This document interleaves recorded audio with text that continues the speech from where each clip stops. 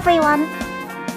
Today I'd like to talk about Anne of Green Gables, a story about Angela, an orphan girl with a vivid imagination who was accidentally sent to the Green Gables farm. At first, it seems like a simple children's story, but it is also a warm, funny, and deeply moving novel about belonging, family, friendship, and growing up. Anne talks a lot, makes mistakes, and sees the world in her own dramatic way, yet that is exactly what makes her unforgettable. I think this book invites readers to smile, laugh, and sometimes feel a little ache in their hearts as well.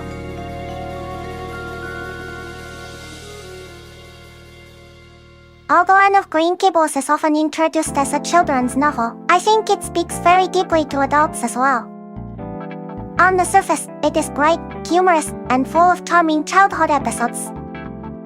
But underneath that, it deals with things many grown-ups know very well: loneliness, the longing to belong, the pain of being misunderstood, and the slow work of building a life with other people.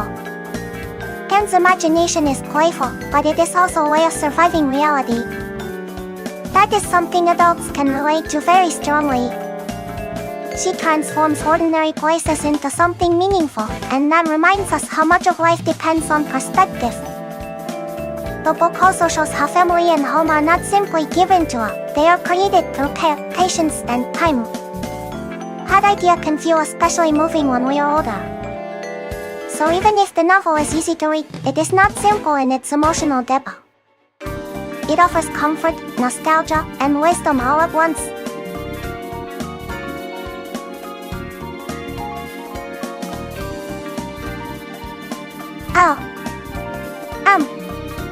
Montgomery was a Canadian author who became beloved for writing stories that feel gentle on the surface, but are emotionally very rich.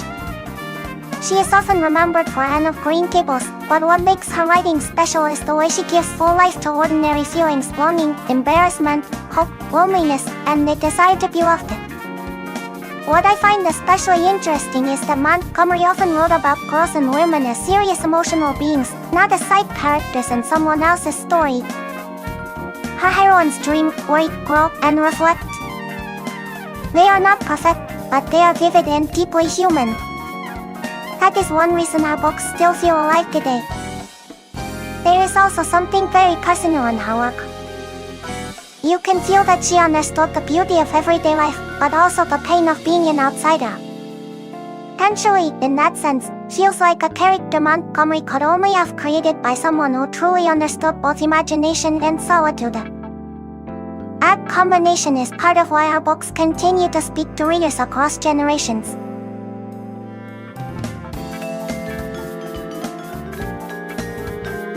Prince Edward Island is more than just the setting of Anne of Green Gables.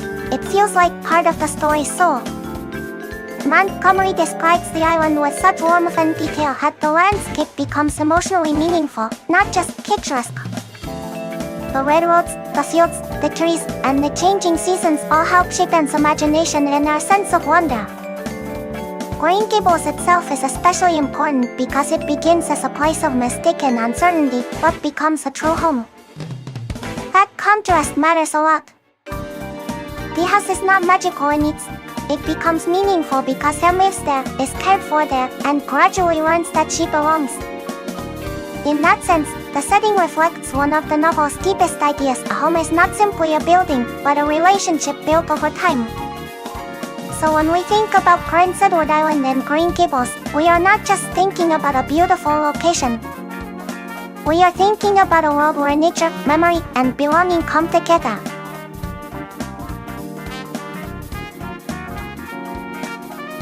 Angela is a girl whose imagination is almost too powerful for her own good, but that is exactly what makes her so unforgettable. She does not merely see a road, a tree, or a roof, she transforms them into something full of story and feeling. For Anne, imagination is not an escape from life so much as the way she makes life vivid and bearable. What I love about her is that her imagination gives her dignity. Even as an orphan and an outsider, she is never spiritually small. She may be lonely, awkward, and overly dramatic, but she meets the world with language, color, and hope. That is a very powerful way to survive.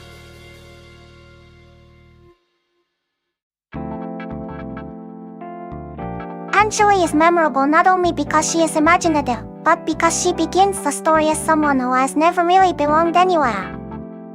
As an orphan, she carries loneliness with her, and as an outsider, she is always aware that she is being judged or misunderstood. That background gives her words so much urgency. She talks constantly because silence has probably never felt entirely safe to her. At the same time, Anne is not bitter.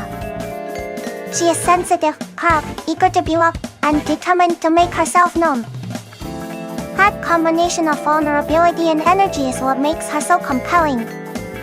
She may say too much, imagine too much, and react too strongly, but those very qualities are also signs of her courage. In Anne of Green Gables, her talkativeness is not just a comic drive, it is a way of reaching toward connection.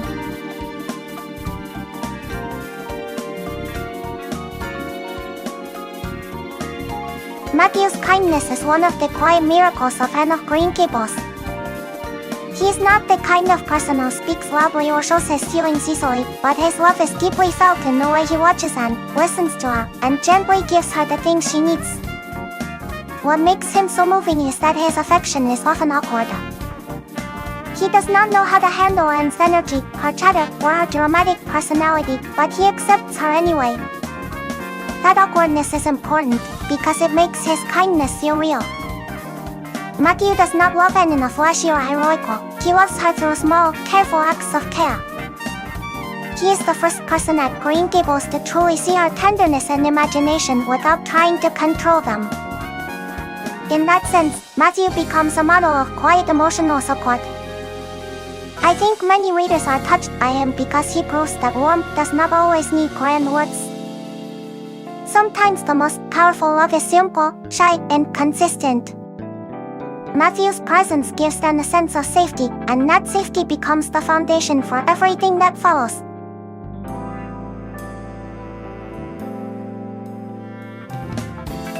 Marilla is one of the most fascinating characters in Anne of Green Gables because she begins as stern, practical, and emotionally restrained, yet slowly reveals a heart that is far warmer than she would ever admit at first.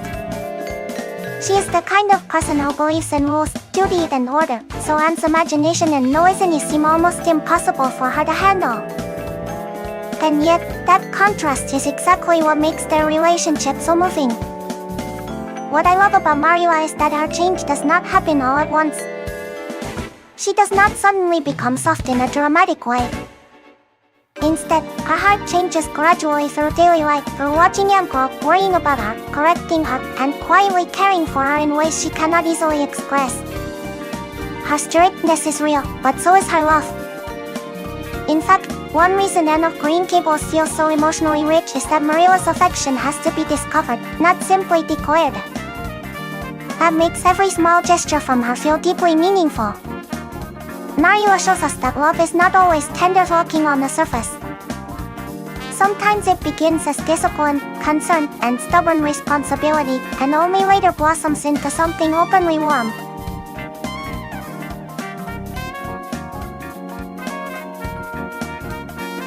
Having a home in Anne of Green Gables is about much more than simply living under one roof. For Anne, home is the first place where she can begin to feel safe, seen, and accepted.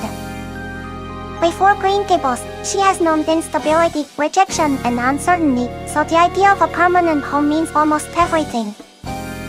What makes the novel so touching is that home is not treated as something automatic or abstract. It is built slowly through daily life, shared meals, small conversations, chores, misunderstandings, and acts of care that may look ordinary but are emotionally profound. Green Gables becomes home not because it is perfect, but because Anne is gradually woven into its life. That is a beautiful idea, I think. A home is not just a building. It is a place where one's presence matters, where mistakes are forgiven, and where a person can grow without fear of being cast out.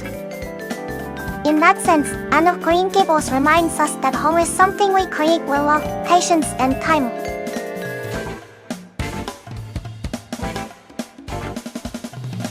One of the loveliest things about Anne of Green Gables is the way it treats nature and ordinary life with such tenderness. Montgomery does not present the world as a dramatic actor. She makes it feel alive, intimate, and full of meaning. trees, flowers, roads, fields, and changing seasons are not just scenery. They become part of Anne's emotional world, almost as if the landscape is listening to her. That is why the daily life at Green Gables feels so comforting. Simple things like baking, gardening, walking outside, or sitting quietly in the house are given real value. The novel suggests that a meaningful life is not built only from big events, but from repeated small moments that slowly become memories. In that sense, the beauty of ordinary life is one of the book's deepest themes. I think many readers are moved by this because it reminds us to pay attention.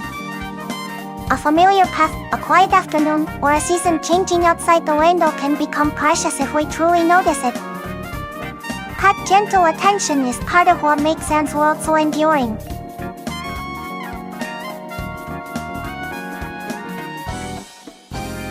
Anne's mistakes are a huge part of why she feels so alive.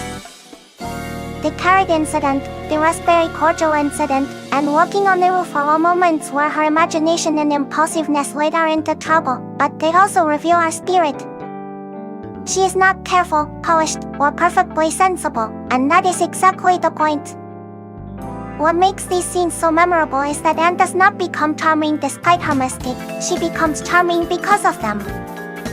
She reacts with intensity, embarrassment, pride, and then growth. Each failure teaches her something about herself and about the world around her. At the same time, these incidents are funny, so they keep the novel light and lively. In Anne of Green Gables, mistakes are not just punishments. They are part of becoming a fuller human being. Anne's growth feels believable because she is allowed to stumble first.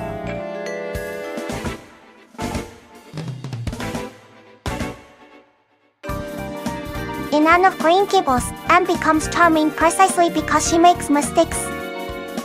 Her blunders are not signs of failure, they reveal her passion, honesty, and liveliness. She is imperfect, but she learns, reflects, and keeps growing. That human quality is what makes her so lovable.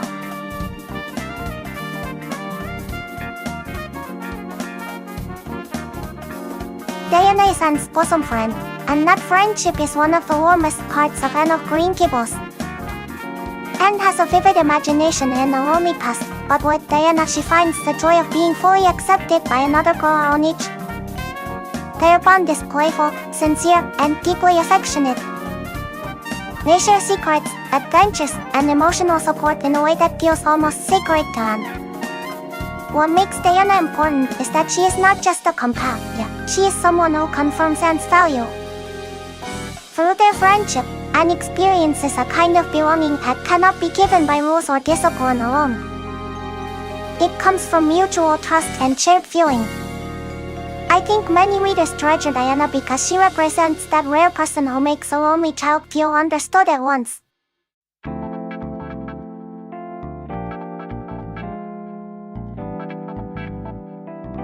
Gilbert is important because he is not just a rival, but someone who challenges Anne in a way that shapes her growth. Our first meeting becomes memorable because Anne's pride is wounded, and she refuses to forgive him for a very long time. That stubbornness is funny, but it also feels very real. Many readers understand the feeling of holding on to a grudge simply because it has become part of your identity. What I find interesting is that Gilbert is not cruel in a lasting way. He is patient, intelligent, and clearly capable of seeing Anne for who she is. Our relationship adds tension, humor, and emotional depth to Anne of Green Gables. It reminds us that rivalry can sometimes hide the beginning of respect, and even affection.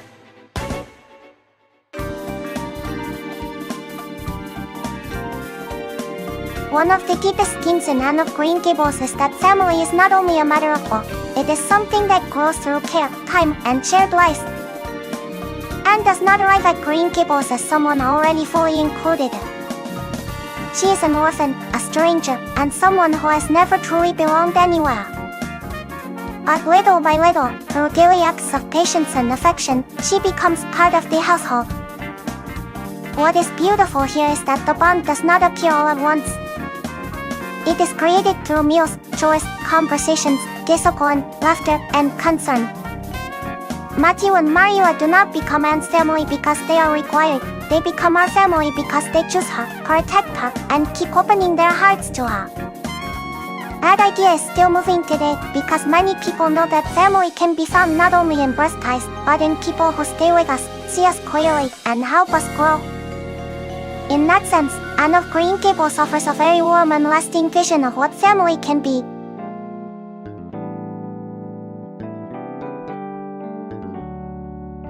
Another major theme in Anne of Green Gables is that imagination is a power that helps us live in reality.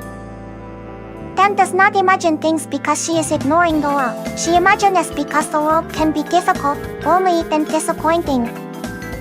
Her imagination gives color to ordinary life, but it also helps her endure hurt, hope for connection, and see possibilities where others see only facts.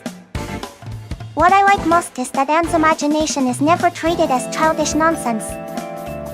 It becomes a way of shaping experience, finding meaning, and staying emotionally alive. In that sense, the novel suggests that imagination is not a from reality, but a tool for meeting reality with courage and warmth.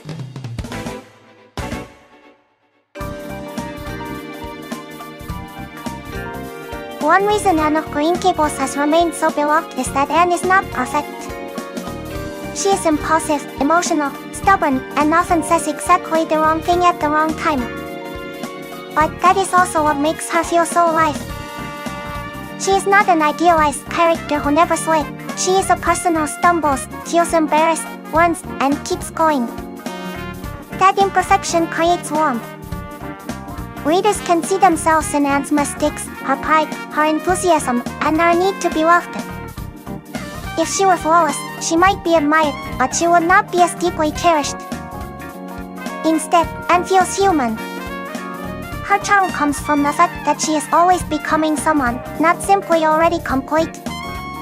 I think that is why the novel continues to speak to people of all ages. It reminds us that being lovable does not mean being perfect. Sometimes it means being sincere, resilient, imaginative, and willing to grow. Anne's imperfections do not weaken her, they are the very heart of it.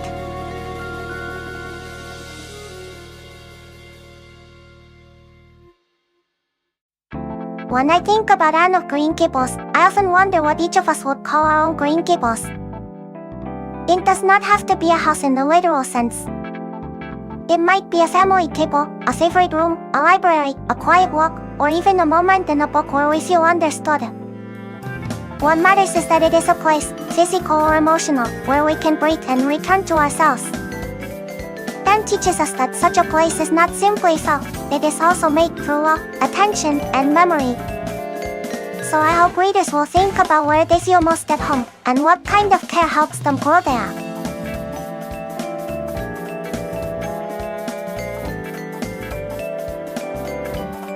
Thank you for joining today's live stream. It was a pleasure to spend this time talking about Anne of Green Gables and sharing its warmth, humor, and gentle wisdom. Anne's imagination, her mistakes, her friendships, and the feeling of finding a true home all remind us why this story continues to stay in our hearts.